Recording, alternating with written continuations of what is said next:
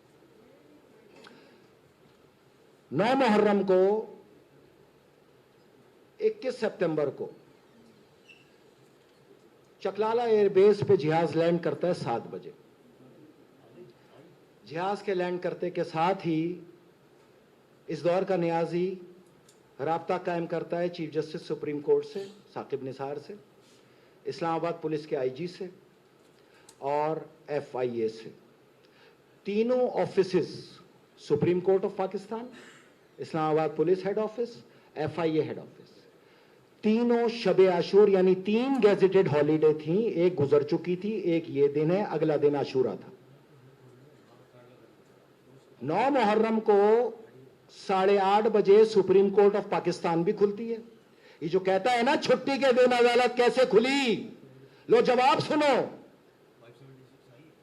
दलील के साथ सुनो। हम दलील वाले लोग हैं, तुम्हें मुनाजरे का चैलेंज करते रहे, आओ बैठो फिर हम तुम्हें बताएं कि तुमने क्या किया। 9 मुहर्रम को सुप्रीम कोर्ट ऑफ पाकिस्तान खुली, 9 मुहर्रम को 8:30 बजे इस्लामाबाद पुलिस का हेडक्वार्टर खुला, 9 मुहर्रम को FIA का हेडक्वार्टर खुला। सुबह आशूरा है, 8:30 बजे का वक्त है।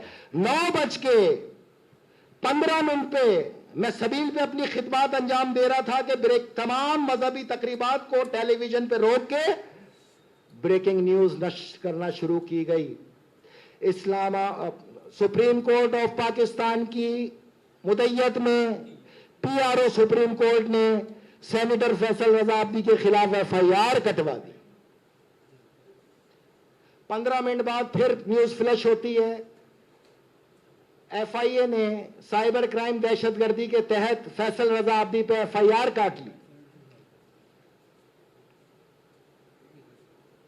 2 FIR शब आशूर काट दी गई। भाई आप जो ये शोर कर रहे हैं पाकिस्तान में, और आपके लोग शोर कर रहे हैं, और आपके लोग इस बुनियाद के ऊपर इदारों पे हमला कर रहे हैं कि छुट्टी के दिन सुप्रीम कोर्ट कैसे खुली, तो अब मैं आप ही के हाथ में ये फैसला रखता हूं, तहरीक इंसाफ वालों के हाथ में रखता हूं, उनके सिंपैथाइजर से रखता हूं, उन रिटायर्ड फौजियों की फैमिली के पास रखता हूं कि अगर ये जुर्म है तो आज आप आके जवाब दें। शब आशूर supreme court of Pakistan, Islamabad police और FIA हेडक्वार्टर किस लिए खुला है?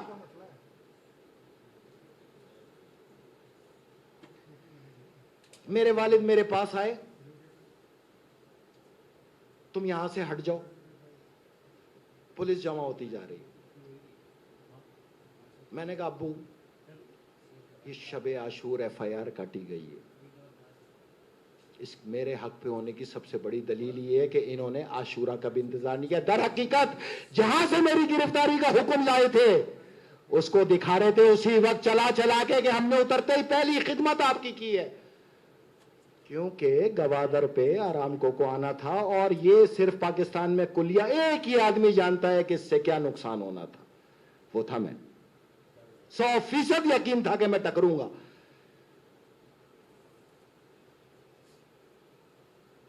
आशूरा गुजरा,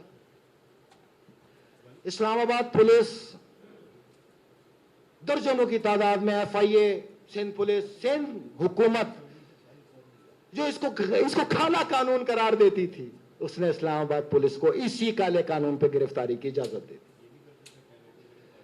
मेरे घर पे ये कहते हैं कि हमारे घरों पे छापे मारे जा रहे हैं, खवातीन की तौहीन की जा रही है, जर्दकूब किया जा रहा है। आओ इस दौर के न्याजी और तुम्हारे तमाम अकीदतमंदों को मैं बताऊं कि मेरे घर पे 17 छापे मारे गए, सीढ़ियां लगा के कूदा गया, तमाम फर्नीचर तबाह कर दिया गया, मेरी वालिदा को गालियां दी गई, मेरे वालिद को गिरेबान से पकड़ के घसीट के सड़क पे फेंक के मारा गया। पूछते थे ये कहां है? मेरी मजबूरी थी, 3 दिन मेरे यहां मेरी दूसरी छोटी बेटी की विलादत मुतवक्को थी। मैंने IG को फोन किया, DIG को कहा मुझे 3 दिन दे दे, मैं पेश हो जाता हूं, मेरे यहां ये मजबूरी। उन्होंने कहा मैं कुछ नहीं कर सकता, आप अपना ख्याल खुद कर। ये भी बहुत शुक्रिया उनका। जहां मेरे पुराने घर थे वहां छापे मारे गए, उनको जर्दकूब किया गया, मेरे दोस्तों को उठाया गया, उनको जर्दकूब किया गया। 3 दिन तक 36 मेरे दोस्तों को सुबह दोपहर शाम तशद्दुद का निशाना बनाया गया, ये पूछने के लिए कि मैं कहां हूं, दहशतगर्द कहां है। उस आदमी को दहशतगर्द कहा गया जिसने ہزارہا لاشیں جہاں جہاں گری وہاں جا کے ان لاشوں کے وارثین کو، خون صرف آپ کے اندر تو لال نہیں ہے، سب انسانوں میں لال ہے، سب کا خون غیرت سے چھلانگیں مارتا ہے جب اپنے کی جلی کٹی لاش سامنے ہوتی ہے۔ میں نے اسلحہ نہیں اٹھانے دیا، میں جانتا تھا اگر اسلحہ اٹھا لیا تو عالمی طاقتیں کامیاب ہو جائیں گی، سیکیورٹی فورسز انگیج ہو جائیں گی۔ بہرحال جس دن میرے یہاں چھوٹی بیٹی کی ولادت کی اطلاع آئی، صبح 12 بجے میں اسلام آباد ہائی کورٹ میں موجود تھا۔ میں نے عبوری ضمانت، حفاظتی ضمانت لی جو 1 دن کی دی گئی۔ متعلقہ کورٹ میں گیا، کوثر عباس زیدی صاحب کی عدالت میں مجھے 8 دن کی عبوری ضمانت دی گئی اور 11 تاریخ کو مجھے کہا کہ آپ جا کے اپنی ضمانت کو ٹرائل کورٹ میں کنفرم کرائیں۔ 11 اکتوبر، یہ بات ہے 2 اکتوبر کی۔ 2 اکتوبر کی رات کو حاکم وقت اس دور کا نیازی اور ثاقب نثار نے اس ATC کے جج کوثر زیدی کو زبردستی چھٹیوں پہ جانے پہ مجبور کر دیا کہ ہمیں بہت غصہ ہے، اس کی ضمانت دی کیسے؟ پرسنل ہونے کا لیول چیک کریں۔ آج کے دور میں قانون اور حاکمیت اور انصاف پسندی کے جھوٹے ڈونگ رچانے والے، یہ تمہاری اصلی شکل اور تصویر ہے، اور اس کے عقیدت مند فیصلہ کریں کہ ظلم کس کو کہتے ہیں۔ بہرحال 2 تاریخ کو اچانک رات کو نیوز فلیش ہوتی ہے، توہین عدالت کیس میں شیخ عظمت سعید کی عدالت نے سینیٹر فیصل رضا عابدی کو 10 اکتوبر کو سپریم کورٹ طلب کر لیا۔ 11 کو میری عبوری ضمانت کا وہاں ہونا، پرماننٹ ہونا نہ ہونے کا فیصلہ ہونا تھا۔ 10 تاریخ کو مجھے سپریم کورٹ بلا لیا۔ PRO سپریم کورٹ نے ہر جگہ فون کر کے یہ کہا، سپریم کورٹ چاہتی ہے کہ اس کو اپنی دہلیز سے گرفتار کروائے۔ 8 تاریخ کو میں نے اسلام آباد پولیس کے سیکریٹریٹ تھانے گیا۔ میں نے اپنے چھوٹے بھائی کو اندر بھیجا کہ SHO سے ملو اور بولو ہم جواب داخل کرنے آئے ہیں۔ SHO نے اسٹریٹ اوے میرے بھائی کو کہا کہ PRO سپریم کورٹ بیٹھے ہوئے، اس وفاقی حکومت کی طرف سے، حکمراں کی طرف سے ہمیں حکم آیا ہے کہ ابھی فوری طور پہ سیم متن، اسی متن پہ اسلام آباد پولیس کی طرف سے بھی دہشت گردی کا مقدمہ قائم کرو۔ کیوں؟ اس نے بولا یہ تو میں نہیں بتاؤں گا کیوں، لیکن اس کا جواب آپ کو کل خود مل جائے گا۔ وہ جانتا تھا کہ 10 تاریخ کو میں نے سپریم کورٹ پیش ہونا ہے۔ میں FIA ہیڈ کوارٹر گیا، میرے بھائی کو پیغام دیا گیا، PRO سپریم کورٹ اور سپریم کورٹ کا حکم ہے کہ یہ آئے تو اس کو گرفتار کر لو، عبوری ضمانت کی تم فکر نہیں کرنا۔ بہرحال میں نے وہاں جواب وربلی جمع کرایا اور آ گیا۔ 10 تاریخ کو میں سپریم کورٹ پیش ہوا تو کانسٹیٹیوشنل جج نے کو میں نے بتایا میرے وکیل عمرے پہ گئے۔ یہ میں ترتیب سے اس لیے بتا رہا ہوں کہ آپ سمجھیں کہ یہ کیا ہے۔ عمرے پہ گئے، انہوں نے بولا ٹھیک ہے ہم آپ کو مہینے بعد کی تاریخ دیتے ہیں۔ میں نے کہا کیا میں جا سکتا ہوں؟ تو بڑے، میں جج کا نام نہیں لوں گا کیونکہ کانسٹیٹیوشنل جج ہیں، انہوں نے کہا ہماری تو خواہش تھی کہ آپ ہمارے ساتھ رہتے، لیکن چلیں جہاں پہ بھی رہیں اب آپ خوش رہیں۔ میں اس کو سمجھ نہیں پایا، لیکن جیسے ہی میں دروازے سے باہر نکلا، احاطے میں آیا، اسلام آباد پولیس کے 3000 سے زیادہ اہلکاروں نے احاطہ سپریم کورٹ کے اندر سے مجھے گرفتار کر لیا۔ میں نے ان کو بتایا میں تو عبوری ضمانتوں پہ، انہوں نے کہا رات ہی FIR کٹی ہے، رات ہی FIR کٹی ہے اور سیم متن ہے اور دہشت گردی کا کیس ہے۔ مجھے لے گئے سیکریٹریٹ۔ اگلے دن میں پیش ہونا تھا، عبوری ضمانت کو کنفرم کرنا تھا۔ اگر آپ نے گرفتاری کرنی تھی تو مجھے وہاں کر لیتے ضمانت منسوخ کر کے، نہیں، کہا گیا تھا ہم اس کو اپنی دہلیز سے جیل بھیجیں گے۔ سوال، article 25 of the constitution of Pakistan, Pakistan کی 25 کروڑ عوام اور انصاف کے اداروں سے، سپریم کورٹ میں بیٹھے ہوئے 16 ججز سے میرا یہ سوال ہے کہ ہائی کورٹ سے گرفتاری پہ اس دور کے نیازی کے لیے کہا گیا کہ ہائی کورٹ سے گرفتاری غیر قانونی ہے، تو سینیٹر فیصل رضا عابدی کی آتا سپریم کورٹ سے گرفتاری کیسے قانونی ہے؟ دوہرا نظام انصاف۔ दोहरा निजाम इंसाफ। अच्छा, ये बहुत छोटी बात है। अब जो मैं आपको बात बताने जा रहा हूं ना, एफआईआर की कॉपी तमाम सहाफियों में तकसीम कर। ये है एफआईआर जो मुझ पे लॉन्च की गई, ये एफआईआर। अब मैं आपको ये बताता हूं कि दहशतगर्दी का मुकदमा मुझ पे किसने बनाया। एफआईआर में मुद्दई हैं Shahid Hussain कंबू, public relation officer of the supreme court. Address है building supreme court of Pakistan, और फोन नंबर है 9251920418 ये सुप्रीम कोर्ट का ऑफिशियल नंबर। अफसोस ये नहीं है कि मुझे सुप्रीम कोर्ट से गिरफ्तार किया गया, अफसोस ये है कि सुप्रीम कोर्ट ऑफ पाकिस्तान ने, देखें जब ये एड्रेस है ना, ये साबित कर रहा है कि इस बिल्डिंग में जितने भी जजेस हैं, 3 तो खिलाफ थे जो गिरफ्तार करना चाहते थे, जो बाकी थे वो खामोश थे, खामोशी नीम रजामंदी थी। ये तमाम सुप्रीम कोर्ट ने फैसल रजा आब्दी पे दहशतगर्दी का पर्चा करा दिया, दहशतगर्दी का।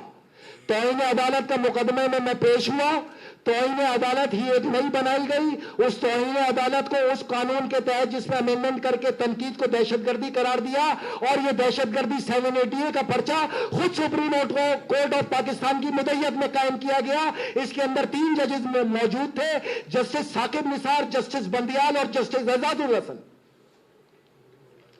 दहशतगर्दी, सुप्रीम कोर्ट अगर किसी पे दहशतगर्दी का पर्चा कराए, इट्स मीन ये एस्टैब्लिश हो गया वो दहशतगर्द है। बुनियादी हकूक की खिलाफ वर्जी, अकरबा परवरी, बोक्स, तासुब, और वो पीसीओ अदालत जो मैंने तोड़वाई थी उसका इंतकाम। तो उसने कहा ये दहशतगर्दों के खिलाफ बहुत बात करता है और इसको दहशतगर्दों की फहरिस्त में ही डाल दो। मैं वो पाकिस्तान का अमन पसंद शहरी जिसने सारी जिंदगी अमन का पैगाम दिया और कानून का एहतराम किया, उसको दहशतगर्द बनाकर उसके गले में दहशतगर्दी का टॉप डाल देना कि यह सुप्रीम कोर्ट की जुरिस्डिक्शन में आता है, यह नाइंसाफी है, यह जुल्म है, यह ज्यादती है। और इसके ऊपर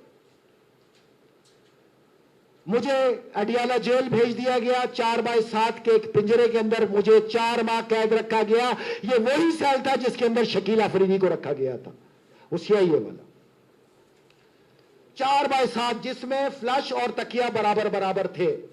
तौहीन का अंजाम देके मैं B क्लास इंटाइटल था, अदालत ने मुझे B क्लास का हुक्म दिया, मुझे कहा गया आपको B क्लास नहीं मिल सकती, आप टेररिस्ट हो। जुल्म और ज्यादती, देखिए अगर इस मुल्क की सुप्रीम कोर्ट ने ही जुल्म और ज्यादती करनी है तो फिर अफसोस किस चीज का। इसीलिए तो नीचे से 4थे नंबर पर है, लेकिन होना तो ये चाहिए था कि आपको नीचे से टॉप करते, बल्कि इस फहरिस्त में भी नहीं आना चाहिए था। बहरहाल जेल में खाने में जहर दिया गया, मैं 90 किलो का फैसला लाद दिए, 1 हफ्ते में ही 50 किलो का रह गया।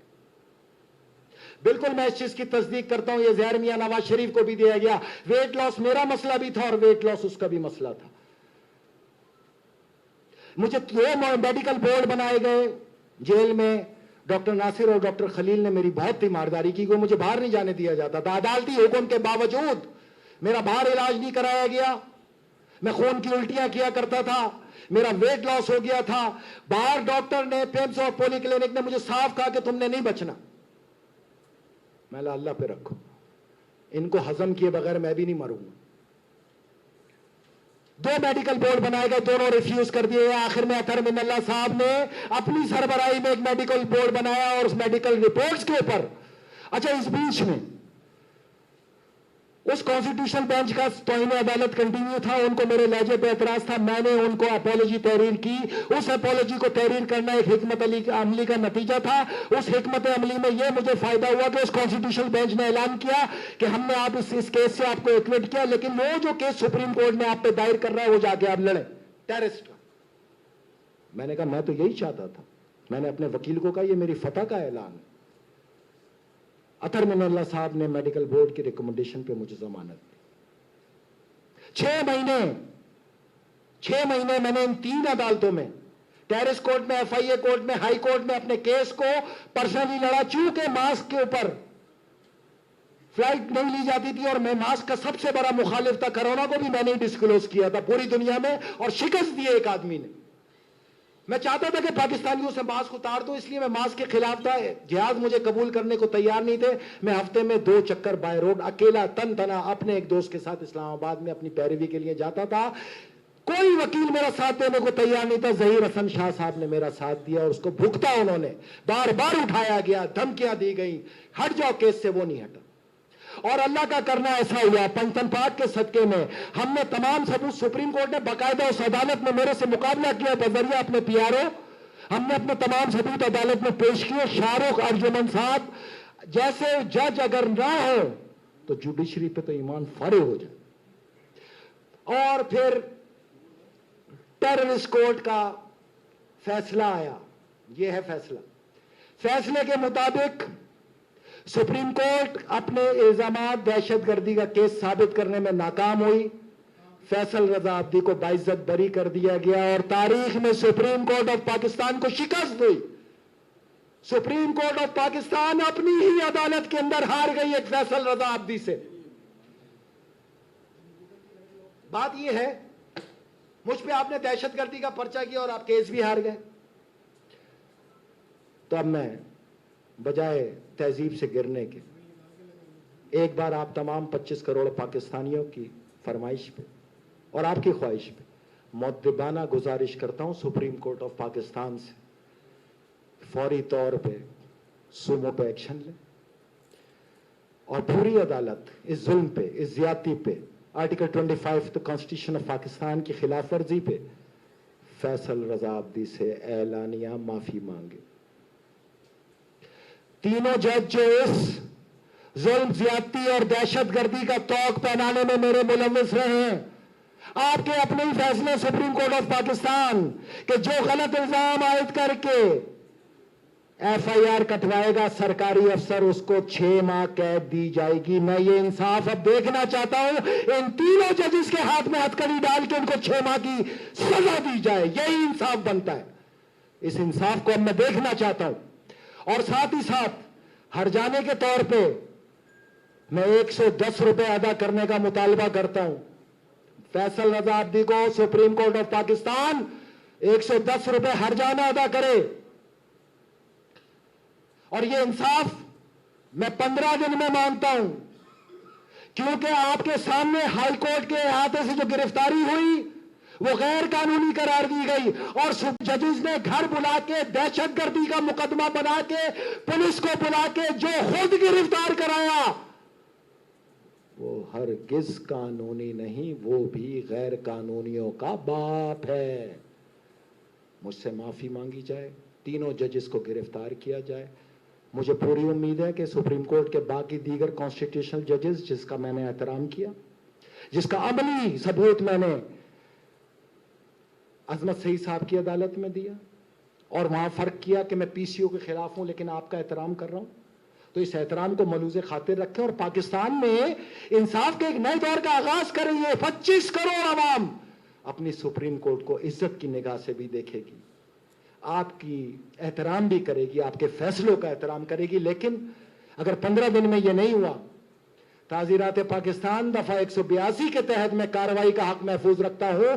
मैं अपने लॉयर्स की टीम को अभी इसी प्रेस कॉन्फ्रेंस से आगाह करता हूं कि फौरी तौर पे सुप्रीम कोर्ट ऑफ पाकिस्तान को लीगल नोटिस अरसाल किया जाए और ये तीनों शराइत उसमें डाली जाए। अगर ये 182 के तहत भी मुझे इंसाफ नहीं मिला तो मेरा अगला कदम हैग में आलमी अदालत होगा और वहां मैं आप पर 110 करोड़ डॉलर का जुर्माना आयद करूंगा।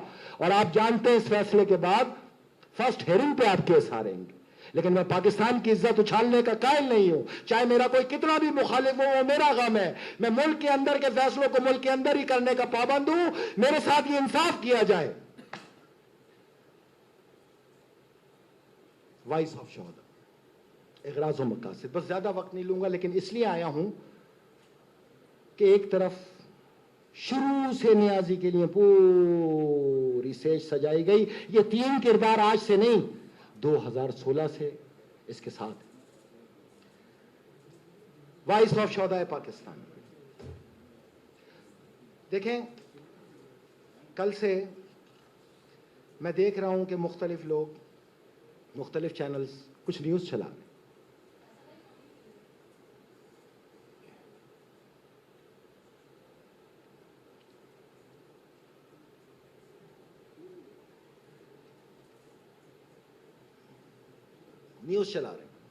میں تھوڑا سا آپ کو کلیئر کرتا چلوں.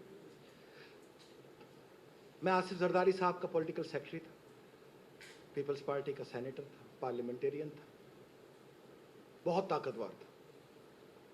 میری کہی ہوئی بات کو زرداری صاحب نے کبھی رد نہیں کیا, میں نے تسلیم کیا, اور میں نے بھی کبھی ان کے دی ہوئی امانتوں میں جو عوام کے لیے تھی اس میں خیانت نہیں کی. یہ تمام جنگیں اس کا محور وہی تھے, ڈھال میں تھا. لیکن یہ اتنی لاشیں گر رہی تھیں ہر طرف, فوجیوں کی لاشیں, کرسچنز کی لاشیں. دیکھیں یہ وائس آف شہداء پاکستان کسی رنگ نسل مذہب کا نہیں, صرف پاکستانی. میں یہ اقلیت اکثریت کے فارمولے پہ عمل نہیں کرتا, میں کہتا ہوں جو ہے وہ پاکستانی ہے. تو یہ شہداء میں کرسچنز بھی ہیں, مسلم بھی ہیں, دیوبندی بھی ہیں, سنی بھی ہیں, شیعہ بھی ہیں, فوجی بھی ہیں, رینجرز بھی ہیں, ایف سی بھی ہے. ہر وہ وردی والا ہے جس کو پاکستان کی محبت کے جرم میں مارا گیا, اور ہر وہ سویلین جس کو دہشت گردی کا نشانہ بنایا گیا. وہ اس کے یہ ان کی ایک آواز بنائی میں نے. وائس آف شہدائے پاکستان کا مطلب ہے شہدائے پاکستان کی آواز, اور اس کو ذہن نشین کر لیں کہ جب مجھے زرداری بلاول بھٹو زرداری صاحب نے بلایا جمہوری مارشاء اللہ کے تقاضے پہ, تو انہوں نے بولا یہ واپس لے لیں. میں تو نہیں لوں. پھر اس کا یہ کیا ہوگا؟ میں اپنے پلیٹ فارم پہ کھڑا ہوں, مجھے اگر سیاست کی قربانی دینی ہے تو مجھے کوئی اعتراض نہیں. میں نے اس دن پارلیمنٹ, رتبہ, حیثیت, اختیار سب قربان کیے اور جمہوری مارشاء اللہ بچایا. وائس آف شہدائے پاکستان کے پلیٹ فارم سے.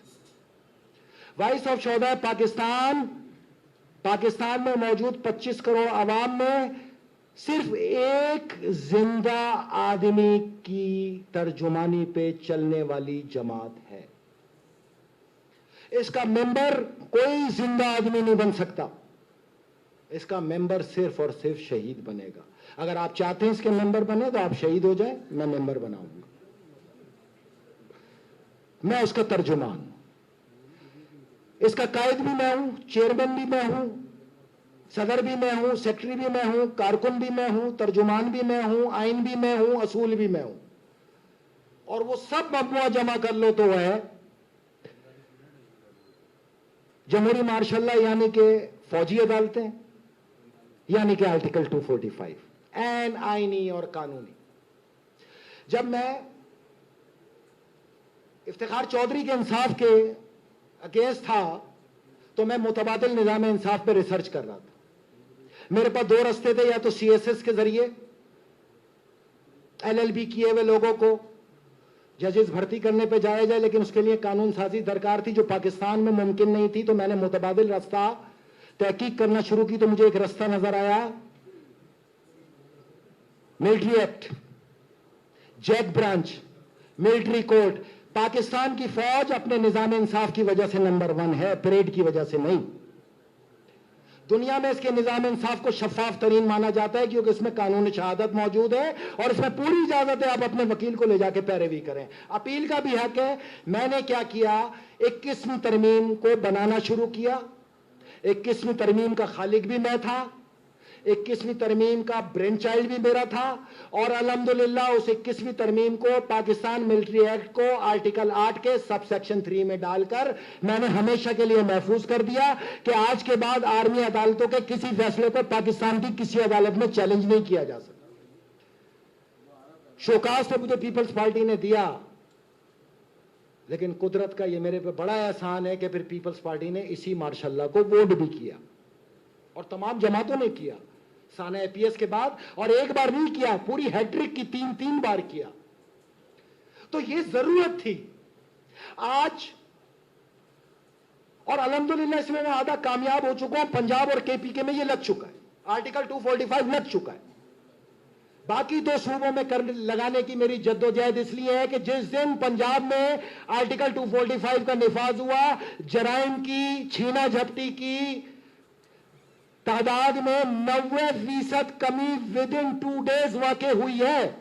جو بھی اس میں دہشت گرد، اس میں اسنیچر، اس میں موبائل اسنیچر کرمنل پکڑا جائے گا، ڈو اینڈ دیئر 10 دن میں فیصلہ، یا تو جیل یا شوٹ ایٹ سائٹ۔ جو اس حال میں ہم کراچی میں جی رہے ہیں، ہمیں سیاستوں کے شوق ہیں، ہمیں الیکشن کے شوق ہیں، ذرا اپنی زمین تو دیکھو کتنی زرخیز ہے، پتھریلی زمین ہے آپ کی۔ آپ تمام صحافی جانتے ہیں کراچی کی صورتحال۔ اب تو نوبت یہ آ گئی ہے کہ ماؤں بہنوں پہ سڑکوں پہ تشدد کر کے لوٹا جا رہا ہے، تلاشی لے کے لوٹا جا رہا ہے، اور وہ مرد حضرات جو ایک بار ان کی خواتین کی طرف نظر ڈالے تو مرنے مارنے پہ تیار ہو جاتے تھے، آج سر جھکا کے اپنے غیرتوں کے تشدد کے قصے خود سن رہے ہوتے ہیں۔ خطرناک حد تک اضافہ ہوگا اس میں۔ آرٹیکل 245 کے نفاذ، جمہوری مارشل لا کا نفاذ، میں جہاں سے لے کے چلا تھا میں سیاست قربان کر کے آیا تھا، جب تک یہ مشن کمپلیٹ نہیں ہوگا فیصل رضا عابدی کوئی نیا فیصلہ نہیں لے گا، فیصل رضا عابدی سیاست میں نہیں آئے گا۔ اس مشن کو کمپلیٹ کرنے کے بعد میرا وہ سٹانس جو ثاقب نثار سے شروع ہوا سینسس پہ، میں اس کو کمپلیٹ کرواؤں گا، میں منصفانہ مردم شماری کرواؤں گا، اور وہ مردم شماری شروع ہونے سے قبل میں ان افغانیوں کے جو پاکستانی نیشنل آئیڈینٹی کارڈ جاری کیے گئے ان کو کینسل کرواؤں گا۔ میں جو کام کر رہا ہوں اپنے لیے نہیں کر رہا، میں اپنی سیاستوں کے لیے کر رہا ہوں، میں آنے والی آپ کی نسلوں کے لیے کر رہا ہوں جو ڈرگز میں ڈوب چکی ہے، جن کو ڈبوانے والے یہی ریفیوجیز ہیں۔ دہشت گردی ہو، ڈرگ بیچنا ہو، قانون پہ حملے ہو، they are always available on rent. مردم شماری کرواؤں گا، اور جب یہ عمل میں مکمل کر لوں گا تو میرا وعدہ ہے اپنے فالوور سے، میں ایک بار پھر سیاست کے فیصلے کو ریویو کروں گا، لیکن مکمل ہونے کے بعد اس سے پہلے سوال ہی پیدا نہیں ہوتا، کیونکہ اگر میں ہارا میرا مشن ہارے گا، میرا مشن ہارا پاکستان ہارے گا، اور میں پاکستان کو ہارنے نہیں دوں گا۔ میں یہ جنگ جیت کے دکھاؤں گا، اور آپ یہ یاد رکھیں یہ جو جنگ ہوئی ہے یہ ٹیلر تھا، جنگ تو ابھی باقی ہے۔ ابھی بھی آپ کی آنکھیں نہیں کھلی کہ آپ کا مقابلہ کس سے؟ کیا رسول خدا صلی اللہ علیہ وآلہ وسلم اور مولا علی کے خارجیوں کے بتائے ہوئے ہولیوں کو ذرا غور سے دیکھ کے تو دیکھیں، آپ کا دل اور دماغ گواہی دے گا کہ یہی ہے۔ وہ آ چکے ہیں، 300 سے زیادہ فوجی تنصیبات کو نظر آتش کیا گیا، نقصان پہنچایا گیا، اربوں روپے کا اسلحہ لوٹا گیا، وہ کس پہ چلنا ہے؟ ہم پہ ہی چلنا ہے۔ تو یہ کام مکمل کرنے کے بعد میں اپنی اس جنگ کی تیاریوں کا آغاز کروں گا جس کے لیے میں دنیا میں آیا ہوں، اور 14 سال سے بتا رہا ہوں کہ اس جنگ کو میں ہی لڑوں گا۔ ہاں، میں اپنے فالوورز کو ریلی جلسوں کے لیے بالکل آواز نہیں دوں گا، میں صرف ان کو 2 بار آواز دوں گا اس پورے موقع پہ، 2 بار۔ ایک میں نے عالمی طاقتوں کو جواب دینا ہے، یہ امینڈمنٹ کے ساتھ اب آیا ہے 9 تاریخ کو، یہ انہی کی کارروائی تھی ساری، اور یہاں کے ان کے گماشتوں نے یہ حملے کیے فوج پاکستان پہ، جس کو آرمی چیف کے مدبرانہ فیصلے نے ناکام کر دیا، اور کراچی کی یہ حجتی نے اس کو اکھاڑ کے پھینک دی۔ جس دن میں 3 ماہ کے اندر ایک فیصلہ ہونے جا رہا ہے پاکستان کے خلاف عالمی پیمانے پہ، عالمی طاقتوں کا، دو بدو جنگ کا، یہ ہولی وار آ گئی، مقدس جنگ۔ اس جنگ میں نشاندہی ہے جو اس سے مرے گا وہ بھی جنتی، اور جو خارجی کو مارے گا وہ بھی جنتی۔ برسوں سے انتظار تھا، خوشی کا کوئی پیمانہ نہیں، اہلن و سہلن مرحبا، بڑی دیر کی آپ نے آتے آتے۔ یہ بھی وعدہ کیا ہے کہ مار مار کے اتنا ماروں گا کہ عراق اور شام کی جنگ بھول جاؤ گے، تو یہ عالمی اداروں کے لیے ہے پیغام۔ اس دن میں آواز دوں گا، اس 3 ماہ کے عرصے میں جس دن بھی یہ فیصلہ ہوا آواز اسی رات کو آئے گی، اور 48 گھنٹے کے نوٹس پہ آئے گی۔ اس دن میں اپنی ماؤں کو، اپنے بہنوں کو، خاص طور پہ کراچی والوں کو، اور پاکستان والے اگر ساتھ دیگر پاکستان والے دینا چاہیں تو ان کی مرضی ہے، میں آواز دوں گا، اور اس دن ہم ایک مارچ کر کے عالمی طاقتوں کو میرا وہ خواب پورا کریں گے کہ میں 25 کروڑ عوام کو فوج بنا کے تمہیں جواب دوں گا، اور یہ کام میں کر کے چھوڑوں گا۔ اور آپ ساتھ دے نہ دیں آنے والے حالات میں آپ خود ہی ساتھ آتے چلے جائیں گے. مجھے آپ لوگوں پہ محنت کرنے کی ضرورت ہی نہیں ہے, کیونکہ جس کی چیخ نکلے گی اوپر اللہ اور نیچے میں یاد آؤں گا. میں ہر چیز سے آگاہ کیا آپ کو, یہ نہ کہنا کہ ہمیں پتہ نہیں تھا. ہر چیز کا تو پتہ ہوتا, اپنے کاروبار, اپنے دھندے, اپنے مفاد, اپنے مزے, ہر چیز کا پتہ ہے. جہاں ریاست کی بات ہوئی, اچھا ہمیں تو پتہ ہی نہیں, اسی لیے تو یہ عذاب آیا. آنے والی اولاد کا سوچیں. ہاں,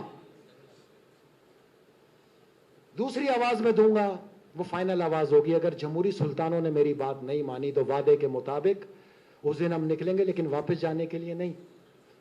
اس دن ہمارے پاس دو رستے ہوں گے, یا تو قبرستان جائیں گے یا پاکستان کی پوری باغ دوڑ پاک فوج کے حوالے کر دیں گے, اور ان کو بے روزگار کر دیں گے, ان کی پارلیمانی جمہوریت کو دفن کر کے. تو عزت کا رستہ آپ کے ہاتھ میں, آئینی رستہ آپ کے ہاتھ میں. 30 دن کے اندر نیشنل ایمرجنسی کا نفاذ کیا جائے پورے ملک میں, اسٹیٹ آف ایمرجنسی ڈکلیئر کیا جائے پاکستان کو, جو بالکل ہے. 2 صوبوں کے اندر آپ امن قائم کرتے ہیں تو باقی صوبوں میں کہ یہاں نہریں بہ رہی ہیں. یہاں انسان کا زندہ رہنا عذاب ہو گیا ہے اس کراچی کے اندر. آج لوٹو, کیا گارنٹی ہے کل نہ لوٹو, کل لوٹو, کیا گارنٹی ہے پرسوں نہ لوٹو. ایک دن میں 3 بار لوٹو تو پھر ٹھیک ہے. میں یہ وعدہ کرتا ہوں, اور میں نے آپ کو لائن آف ایکشن بتایا کہ یا تو ذمہ داری جمہوری حکمران ہے, یہ وزیر اعلیٰ اور گورنر, یا تو ان سے ذمہ داری پوری نہ کرنے کی پاداش میں آپ استعفیٰ لیں, اور اگر وہ استعفیٰ نہیں دیتے تو کم سے کم ہمارے نقصان کا ازالہ کریں جو لوٹا گیا ہے, جس کی ذمہ داری حفاظت کین کی ہے. FIR لانچ کرائیں اور گھنٹی بجائیں, گھنٹی بجا کے لطیفہ نہ سن کے آئیں, اپنی رقم لے کے آئیں, آپ کا حق ہے. جمہوری مارشاء اللہ کے 2 سکے, ایک سکے کے 2 رخ.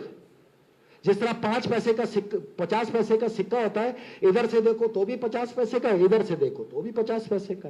تو ایک رخ ہے آئینی, آرٹیکل 245 کا نفاذ جو آپ کر دیں, جو آپ کے ہاتھ میں, اور دوسرا ہے جمہور کے ہاتھ میں. ہم ایک کام کر دیں کہ فوج کو جنگ لڑنی ہے بہت جلد, چند مہینوں کے اندر. میں یہ کروں گا کہ جو پشتے کمزور ہوئے 9 مئی کو, میں اس کو مضبوط کروں. جمہور ہی فوج کا پشتہ ہوا کرتی ہے. میں عوام کو اگر فوج کے ساتھ نہیں کھڑا کروں گا تو آپ بالکل بے فکر ہو جائیں. آپ صرف شام اور عراق میں چیک کریں کہ جب یہ حاکم ہوتے ہیں تو پھر یہ کس انداز کے ہوتے ہیں اور پھر کیا کیا فیس کرنا پڑتا ہے. پھر غیرتوں کو کندھوں پہ جاتے ہوئے انسانوں نے خود دیکھا ہے. ابھی جو یہ فسائیت انہوں نے مچائی, اگر آپ کی فوج ختم ہو جائے تو ذرا سوچ کے دیکھنا, دل پہ ہاتھ رکھ کے, کہ ان کے درمیان آپ کیسے زندگی گزاریں گے. اور اگر آپ میں ہمت ہے تو بے شک عالمی ایجنڈے اور اس دور کے نیازی کی باتوں میں آ کے لگے رہیے. اور واقعی اگر ملک, قوم اور آنے والی نسلوں کے بارے میں سوچنا ہے, چلیں ایک کام کرتے, فوج نہیں ہے جی, روک دیتے ہیں. کراچی کے صحافی بتائیں, who is the next choice, who is the next choice. تنقید نہیں کرو. میں نے اگر مثال پیش کی ہے تو ایگزامپل تم بھی دو. کس کی طرف دیکھیں, پھر تو جانانازی بچتی ہے بھائی. اللہ ہمیں معاف کرے, لیکن مجھے لگتا نہیں کہ ہمیں معاف کرے گا, کیونکہ ہمارے جو کردار ہیں, مکرو کردار جو ہم نے اس ملک کے ساتھ خود ادا کیے ہیں, وہ ناقابل معافی. وائس آف شہداء کے اصول, یہ میں اپنے عقیدت مندوں سے وعدہ کرتا ہوں کہ میں جیسے ہی اپنا مشن کمپلیٹ کروں گا, آپ سے جو وعدہ کیا ہے, اگلا قدم میرا سیاست میں ہوگا. تو آپ جلد سے جلد کوشش کریں نا کہ میں یہ مشن مکمل کر لوں. آپ ساتھ دیں نا. آپ گھروں میں بیٹھ کے چلگوزے کھا کے خالی مزے ہی لے رہے ہیں ابھی تک, تو پھر ایسے مزے آئیں گے نا, تاریخ میں چیخیں نکلیں گی, اور اس چیخیں سننے کے لیے پڑوسی بھی نہیں نکلے گا, کیونکہ آپ کسی کے لیے نکلے ہی نہیں, تو کوئی کیوں نکلے گا. آج شرم آنی چاہیے ہمیں. ہمارے لیے جان دینے والے فوجی, پولیس والے, رینجرز, FCG کے اہلکاروں کے جنازوں میں صرف فوجی وردی میں سپاہی نظر آتے, عوام نظر نہیں آتی. کیا انہوں نے ہمارے لیے قربانی نہیں دی؟ کیا یہ ہمارا حق نہیں کہ ہم ان کے جنازوں کو پروقار بنائیں؟ اپنے جنازے میں تو بڑی فکر ہوتی ہے, فلاں نہیں آیا, فلاں نہیں آیا, فلاں نہیں آیا. وہ آپ کے لیے مرے نا. روز 30 سے 40 لاشیں اٹھ رہی ہیں, اور جنگ کیا ہوتی ہے, شدت اور حدت اس کی روز بروز بڑھتی چلی جائے گی۔ 5 اصولیں جی ہمارے، جمہوریت ہوگی تو حکمراں ذمہ دار ہوگا، اور یہ آج سے لاگو کیا چونکہ میں اس 3 ماہ کے عرصے کے اندر اسٹڈی سرکل شروع کروں گا آپ کے نوجوان بچوں کا، بچیوں کا، جو میں نے آئین سیکھا، جو قانون سیکھا، جو سیاست سیکھی، وہ ان میں منتقل کر کے ہزاروں فیصل رضا عابدی پیدا کر کے اس ملک کو دے کے جاؤں گا، تاکہ اس ملک سے محبت کا جواز بنے اور فوج کی مضبوطی کا تقاضا مضبوط سے مضبوط تر ہو۔ جمہوریت میں حکمراں ذمہ دار ہوگا، قانون کے دائرے سے ایک قدم آگے نہیں، ریاست کے دیے ہوئے اختیار سے ایک قدم پیچھے نہیں، قانون کا احترام۔ ہم سیاست کے لیے نہیں، ہم ریاست کے لیے کام کریں گے، 13 سال سے ہم یہی کر رہے ہیں۔ قانون کی وردی کا احترام واجب ہے، اگر ہم نے قانون کی وردی کو کمزور کیا تو جو میں بتا رہا ہوں وہ اب چند مہینوں کی مسافت پر ہے۔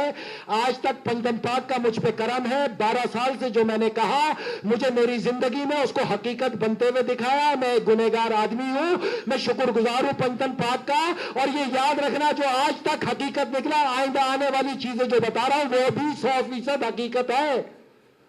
اور جس کو یہ پتا ہے 12 سال کیا ہونا ہے تو پھر رستہ بھی اسی کو پتا ہے نکلنا کیسے۔ میں آپ کو وہ رستے حقیقت بتا کے دے کے جا رہا ہوں۔ فیصل عابدی اب زیادہ دیر کا مہمان نہیں ہے آپ لوگوں میں، جن سے میرا مقابلہ ہے اس آنے کے بعد جو میرے قدم ہے اس پہ انہوں نے مجھے نہیں چھوڑنا، لیکن مجھے کوئی غرض نہیں، میں اپنا کام کر گیا، جو بچا ہے اس کو تیزی سے کروں گا اور یہ کر کے چھوڑوں گا۔ قانون بھی برابر کا احترام دے گا۔ قانون کی وردی پہننے کے بعد اگر جو بدماش بن جاتے ہیں ان سے کہیں گے اپنی کھال میں آ جاؤ، تم سب سے بڑے قانون کی وردی کے خود دشمن ہو۔ تم اگر سیویلینز کو احترام سے پیش آؤ گے، سیویلین تمہارا احترام کریں گے، اس فارمولے کو لگایا جائے۔ جرم کا حساب مجھ سے ریاست لے، گناہ کا حساب میں اللہ کو قبر میں دوں گا، ملا کو نہیں۔ وہ خود تو بخشوا لے پہلے اپنے آپ کو، وہ مجھے کیا بخشوائے گا؟ ہر کام ہر دھندا اسلام ذریعہ چلایا ہوا ہے۔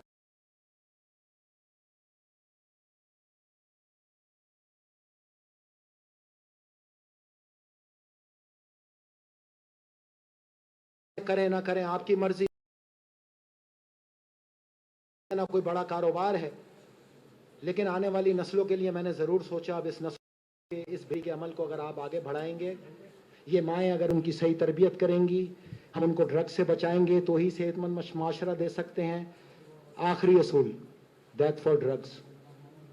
Death for drugs as soon as possible at the spot, shoot at site. السلام علیکم ورحمۃ اللہ وبرکاتہ۔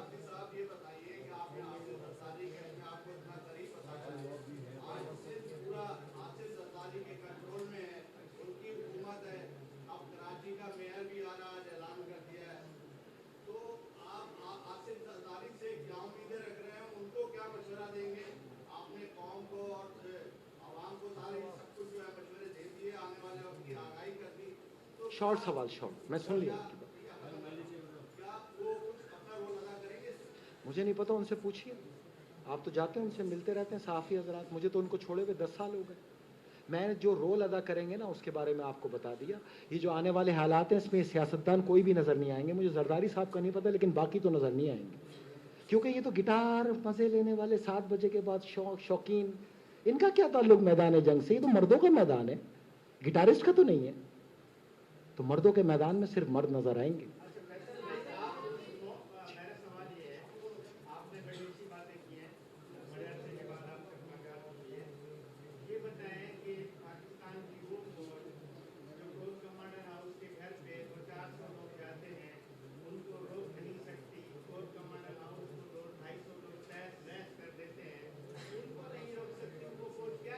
آپ کو بتاؤں کہ روکا صرف اس صورت میں جا سکتا تھا کہ گولی چلائی جاتی، اور یہ میں آپ کو بالکل 100% حقیقت بات بتا رہا ہوں، ایک گولی بھی چلتی نا تو پاکستان کی سالمیت کے کل پہ لگتی۔ نعرہ تیار تھا، پشتونوں کا قتل عام، اور اس کے بعد یہ آگ آپ کو کیماڑی سے لے کے پاڑا چنار تک لگی ہوئی نظر آتی۔ مدبرانہ فیصلوں کو اگر ہم تنقید کا نشانہ بنائیں اور غیر ضروری انداز میں کھیلیں تو ہم اپنی فوج کو خود کمزور کرنے میں برابر کے حصے دار ہیں۔ میں آپ کو لیکن بہت جلدی اصل جنگ آ رہی ہے، یہ میں آپ کو کنفرم کرتا ہوں، بھرپور جنگ، جس جنگ کا نام ہے درودی با مقابلہ بارودی، جس کو 10 سال سے میں آپ کو بتاتا رہا ہوں، اور فیصل آبادی کا اصل میدان ہی وہ ہے۔ 25 کروڑ عوام کو فوج بنا کے، فوج کے شانہ بشانہ کھڑا کر کے اس جنگ کو لڑ کے تو جیتا جا سکتا ہے، تفریق کے ساتھ نہیں۔ پھر یہ ہوگا میرا کیا ہے، مجھے تو کچھ نہیں ہوا، لیکن ہوگا اس کا بھی۔ چراغ سب کے بجھیں گے، ہوا کسی کی نہیں۔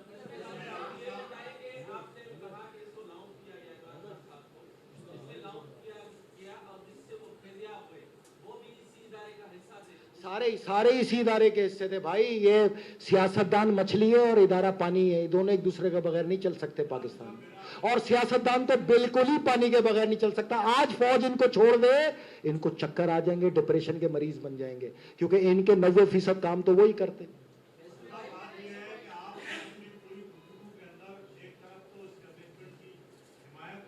آج سے نہیں کی بھائی، 2007 سے کر رہا ہوں۔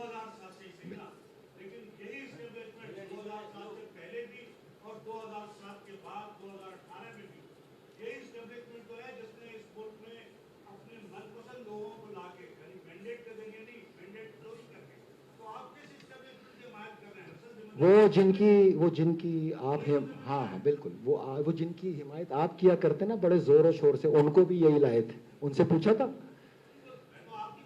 میں بھی آپ ہی کی بات کر رہا ہوں، آپ جس کی حمایتی ہے، میں تو جانتا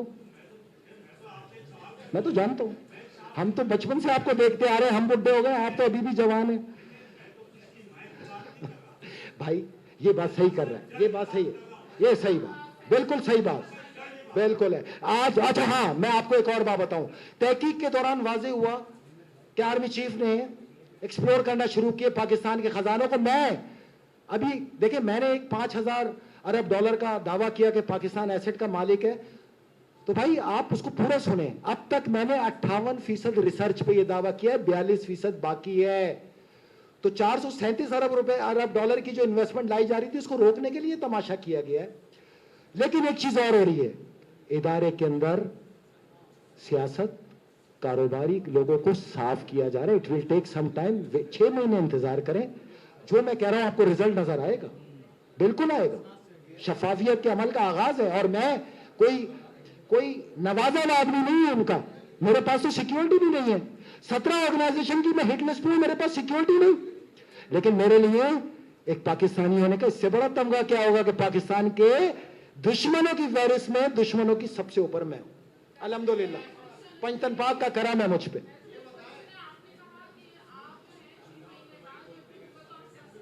نہیں، میں اپنا مشن کمپلیٹ کروں گا۔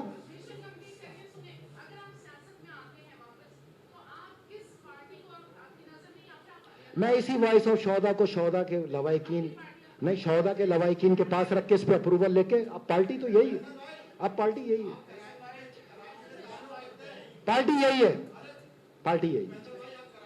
حکم چاند بھائی، ماشاءاللہ بڑے دنوں بعد نظر آئے کہ آج کل کوئلے کے انجن میں کام کر رہے ہو۔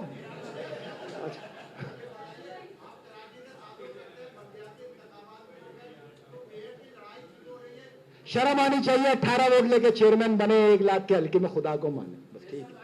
یہ نالی کچرے کا ہی صاف کرنے کا کام رہ گیا، میئر کا اسی لائق ہے، انہی کو لگا رہنے یار، سیاست انہی کو کرنے دو نا۔ دیکھو میری بات سنو، پاکستان میں منو سلوا بھی آ جائے تو پاکستانی قوم کی فطرت ہے، وہ گالی دے گی، اور یہ گالیاں کھانے کے عالمی چیمپئن ہیں، ان کے پاس اس کا ریکارڈ ہے۔ جتنی خوبصورتی سے یہ گالیاں کھاتے ہیں، آپ اور میں تھوڑی کھا سکتے، تو ان کو گالیاں دینے کے لیے ساتھ چلائیں گے، چلاتے رہیں گے۔ ہماری کسی سیاسی جماعت سے جھگڑا نہیں ہے، عالمی طاقتوں سے، دنیا کی 17 انٹیلیجنس ایجنسیوں سے ہمارا جھگڑا ہے، لڑائی ہے، دو بدو ہے۔ ہاں جی،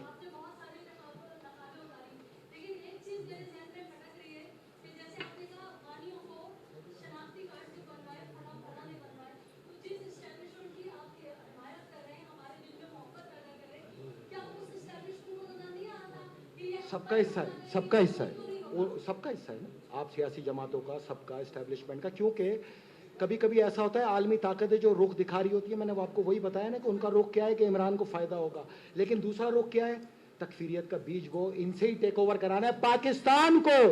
ٹیک اوور کرانے کا اصولی فیصلہ ہے، یہ میں آپ کو 5 سال سے بتا رہا ہوں، اور یہ میں نے عالمی طاقتوں سے ہی تسخیر کیا. پہلے پاکستان کو طالبان سے ٹیک اوور کرایا جائے گا، اور پھر اس کے ایسڈ سے ایران سے نیشنل وار لڑی جائے گی، جو شیعہ سنی وار کے طور پہ وہ ڈیزائن کر کے بیٹھے ہوئے. نہ پاکستان کو میں ٹیک اوور کرنے دوں گا، نہ اس جنگ میں جانے دوں گا. لیکن اس کے لیے ایک چیز تو ہے نا، ہمیں اپنے خون کے گارے سے اس دیوار کو سیچنا پڑے گا، اور اس کے لیے ہم تیار ہیں. بسم اللہ. انشاءاللہ جنازہ بتائے گا کون پاکستانی تھا. ہاں حکم. میں بعد میں آپ کے پاس آ جاتا ہوں. اس میں بھائی جان میں نے آپ کو کہہ دیا، اگر انہوں نے مردم شماری نہیں کرائی، افغانیوں کے ووٹ کینسل نہیں کیے، میں آپ کو آواز دوں گا.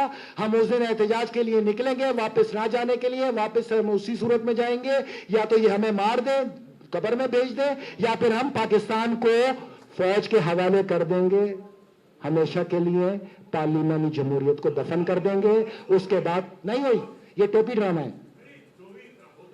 وہ آپس اب کیا کریں، ہو گئی ہے. اگر آپ اس کو مردم شماری مانیں گے تو ہو گئی ہے، نہیں مانیں گے تو نہیں ہوئی ہے. نہیں تو میں نے آپ سے کہا کہ میرے گھر پہ اگر شین میم نمبر نہیں ہے میں نہیں مانتا، میں نہیں مانتا. دیکھیں شین میم کیا ہوتا ہے؟ شماری نمبر. میم کیا ہوتا ہے؟ مردم نمبر. میرا ریکارڈ ہوتا ہے، پھر حلقہ بندی ہوتی ہے، پھر اسی پہ ووٹ کی رجسٹریشن ہوتی ہے. ہم یہاں کہتے ہیں کہ جو جس علاقے کا ہے اس کا ووٹ وہاں رجسٹر کر دو، آسان کام ہے. اس کے بعد آپ الیکشن کراؤ، ہمیں کوئی اعتراض نہیں، کوئی اعتراض نہیں. لیکن اس سے پہلے اگر آپ نے یہ نہیں کیا تو پھر آپ کی ماں نے دودھ پلایا نا، تو پھر آپ الیکشن کرا کے دکھاؤ. اب آ گئے میدان میں، اب آپ کو بتائیں گے عوام کے حقوق کیا ہوتے ہیں. آپ کراچی کی عوام کے حقوق لینے کے لیے بھیک مانگنے کی ضرورت نہیں ہے، سیاست کی ضرورت نہیں ہے، اقتدار کی ضرورت نہیں ہے. صرف مائیں بہنیں اور بزرگ میرا ساتھ دیں، میں ان کے حلق میں ہاتھ ڈال کے ہر چیز نکال کے لاؤں گا. میں نکالنے کی صلاحیت رکھتا ہوں. میں کراچی کے پاس اتنے وسائل ہیں. کراچی کسی کی بھیک پہ چلے بغیر پورا پاکستان پالتا ہے، تو کراچی کراچی زندہ باد. جی بالکل کیا ہے. اس میں 16 ججز سے کیا ہے، ریسٹ آف ججز سے کیا ہے. 3 ججز نے کی تھی، 3 ججز نے کی تھی، 3 ججز. میں آپ کو میں بتاتا ہوں. دیکھیں 3 ججز تھے، justice Saqib Nisar, justice Bandial, justice Ijaz ul-Ahsan. لیکن باقی خاموش تھے، کیونکہ F I R Supreme Court building سے آ رہی تھی، تو اس میں پھر سب آ گئے. تو میں ان کو کہہ رہا ہوں کہ کم سے کم آپ تو اپنے ماتھے پہ لگے کلنک کا ٹیکا دھو دیجئے نا، ایکشن لے کے مجھے انصاف دے دیجئے. میں انصاف کے اداروں کو کمزور نہیں کروں گا، نہ تذلیل کروں گا. جو کانسٹیٹیوشنل اوتھ پہ ججز ہیں ان کا احترام کریں گے. لیکن اگر انہوں نے میرا نہیں مانا تو پھر بھائی یہ اہتمام حجت ہے. کل کو آپ شکایت نہ کہنا کہ میں کیا کہہ رہا ہوں. پھر جو ہوگا وہ دنیا دیکھے گی اور تصدیق کا باعث بنے گا. 182 تعزیرات پاکستان کے تحت دائر کی جانے والی دفعہ، وہ بھی سپریم کورٹ آف پاکستان پہ. یہ وہ عالمی تماچا ہوگا جس کے بعد رینکنگ میں آپ آخری نمبر پہ کھڑے ہوئے نظر آئیں گے. تو انصاف کر دیجئے. کیوں مجھ سے معافی حق نہیں؟ کیا میں پاکستانی نہیں؟ کیا میں نے قانون کا احترام کیا؟ 12 سال آپ کی سپریم کورٹ نے میرے سے زیادتی کی ہے. 12 سال سے مجھے زیادتیوں کا نشانہ بنایا جا رہا ہے، تنگ کیا جا رہا ہے، برباد کر دیا گیا، دہشت گرد بنا دیا گیا، 3 بار جیل پھینک دیا گیا، 21 مقدمے قائم کر کے مجھے فائنینشلی تباہ کر دیا گیا. تو معافی بھی اگر آپ نہیں مانگ سکتے تو پھر تو الامان ہوگا. پھر نہیں مانگیں گے تو آپ جان لینا نسلی کوئی نہیں.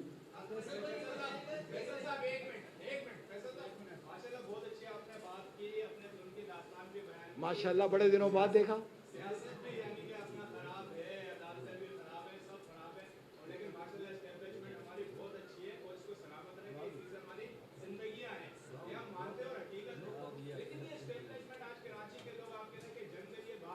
میں نے کب کہا؟ تو وہ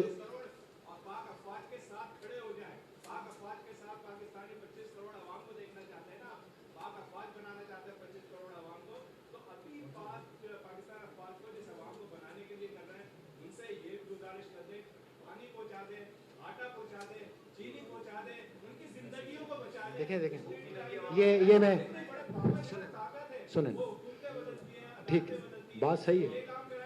آپ گزارش سنیں نا, دیکھیں نا, یہ کام تو حکمرانوں کا ہے نا, تو پھر ایک کام کرتے ہیں, پہلے حکمرانوں کو صاف کر دیتے ہیں, ان کے ہاتھ میں اختیار دیتے ہیں, پھر ان سے شکایت کریں گے. لیکن پھر بھی آپ قابل احترام وزیر اعظم تو انہی کو کہتے ہیں نا, یہ بھی تو سب جانتے ہیں نا, آپ کو بھی, ہمیں بھی, سب کو پتہ ہے یہ کون ہے, مورے. تو پھر اس کو جمہوریت تو نہ کہنا, اس کو جمہوریت پہ لعنت بولے نا.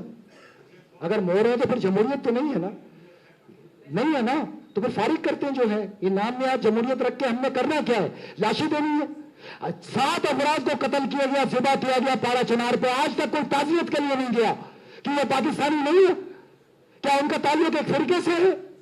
اس لیے کہ وہ استاد تھے, کراچی کا استاد مارا جائے سول سوسائٹی میدان میں, پاڑا چنار کا استاد مارا جائے تو وہ شیعہ ہے. تو پھر ایک کام کر لیتے ہیں, ایک فیصلہ کر لیتے ہیں, خوشی اور غم اپنا اپنا. ہمارے پاس تو 1400 سال کا تجربہ ہے, آپ بانسری بجائیں گے خالی. پھر اگر اس طرح چلنا ہے تو پھر ایسے چلتے ہیں, لیکن یہ غلط ہے. ہم سب ایک ہیں. دیکھیں میری بات سنیں, میں جو آپ کو سمجھانا چاہ رہا ہوں نا, 2-3 مہینے میں آپ کو اچھی طرح سمجھ میں آ جائے گا. بچہ یہ بولے گا کہ آپ فوج کو دے دو, تو جب نقصان کر کے دینا ہے تو صحیح وقت پہ دے دو.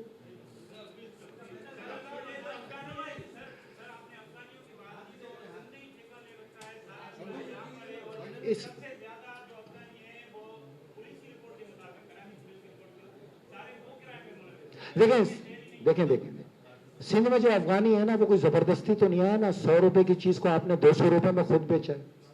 جب اپنی زمین کو ڈبل قیمت پہ خود حوالے کر دو گے تو فلسطینیوں کی طرح بعد میں ایسے ہی شور ہوتا ہے. فلسطینی بھی اب یہی باتیں کرتے ہیں, پہلے ڈبل میں بیچتے تھے. اچھا, قدیم بزرگوں کا قول ہے, سندھ تجھے قندھار سے خطرہ ہے. تو تاریخ کا مورخ لکھے گا, سندھ پہ قندھار کا قبضہ اس دور کی پیپلز پارٹی نے کروایا. شناختی کارڈ اس نے بنائے 10-10 ہزار روپے میں. تاریخ میں اس سے سستی نیشنلٹی کسی کو نہیں ملی, اور آئینی ترمیم کے ذریعے ووٹ دے کے اس مردم شماری کو مستحکم کر دیا گیا. میرا مطالبہ تخت تلخ تو بہت ہے, اس پہ مجھے بہت محنت کرنی پڑے گی. اگر آپ لوگوں نے ساتھ نہیں دیا تو پھر میں یہ تصور کر لوں گا آپ پہ یہ, مطلب اس قوم پہ یہ اللہ کی لعنت اور عذاب ہے. پھر عذاب کے بیچ میں کوئی نہیں آتا, پھر بھگتے. میرے اکیلے کی جنگ تھوڑی ہے, مزے آپ لوگ کے بھی لگے ہوئے.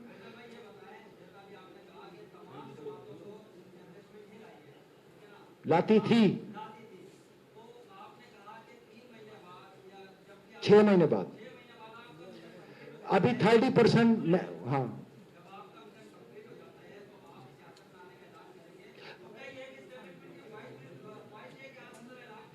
اسٹیبلشمنٹ کی خواہش پہ اگر مجھے سیاست میں آنا ہوتا تو 10 سال میں یہ جیلیں کیوں کاٹتا بھائی. 2 الیکشن آئے نیشنل, 3 ہیں بلدیات کے, میں کہیں نظر نہیں آیا. میرا مقصد تو الیکشن ہے ہی نہیں, میں تو کہہ رہا ہوں درودی بامقابلہ بارودی میرا میدان ہے, اس سے فارغ ہو کے آؤں گا. بچا تو غازی بن کے آ جاؤں گا. پھر میں نے کیا کرنا ہے, سیاسی جراثیم تو آپ لوگوں میں سے, ہم میں سے ختم نہیں ہو سکتے نا. آپ لوگ کو اگر کوئی ڈکیت بھی لوٹ کے چلا جائے, آپ میرے پاس آتے ہیں اور بولتے ہیں ہمیں ڈکیت نے لوٹ لیا, ہمارے لیے آواز اٹھاؤ. میں فون اٹھاتا ہوں, اچھا آواز اٹھاتا ہوں تو کہتے ہیں روک کے, اچھا یہ بتاؤ الیکشن کب ہوں گے. تو یہ تو نہیں ختم ہو سکتا. لیکن دیکھیں ایک بات یاد رکھیے گا, ہر چیز کے اندر چینج کا عمل آتا ہے. ہم اس چینج کو سپورٹ کرتے ہیں. ہم ادارے میں آنے والی چینج کے سپورٹر ہیں, بہتری کی طرف سوچتے ہیں. اور ہمارے پاس کیا راستہ ہے؟ اگر فوج کے علاوہ کوئی دوسری چوائس آپ لوگ کے ذہنوں میں ہے تو مجھے بتائیے, میں اس پہ ضرور غور کروں گی.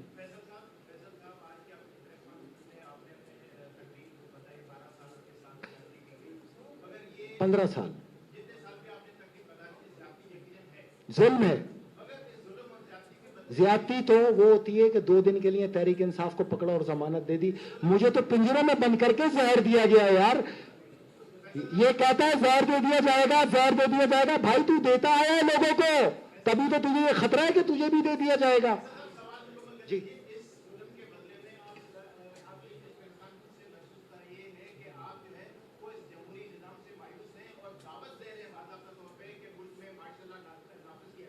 ملک میں تو مارشل لا نافذ ہو چکا, آپ کو پتہ ہی نہیں چلا.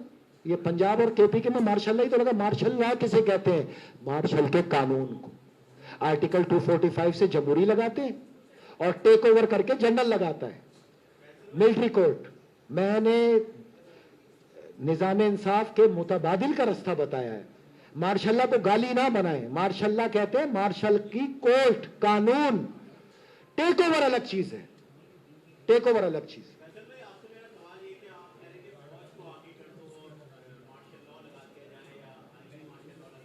आई नहीं जमहूरी।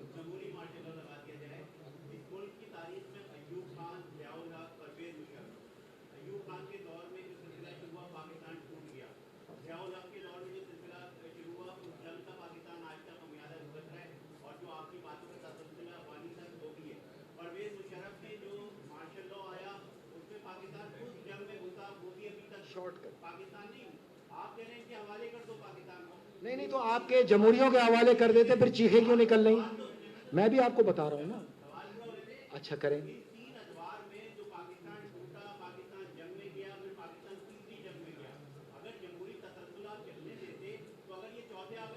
एक मिनट, तीसरी जंग कौन सी है भाई?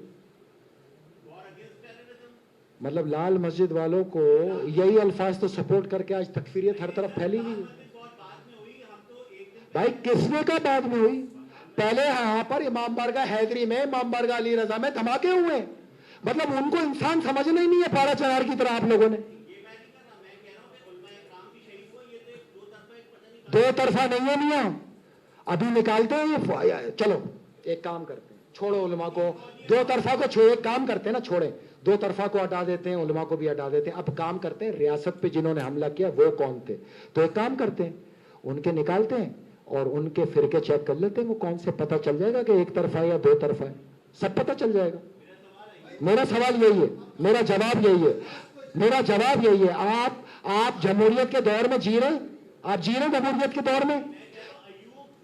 छोड़ देना, अभी वॉर ऑन टेरर है भाईजान। उस वक्त मुकाबला था कंटुट्टो से, अब मुकाबला है मिलिटेंसी से। They are to different thing. Thank you.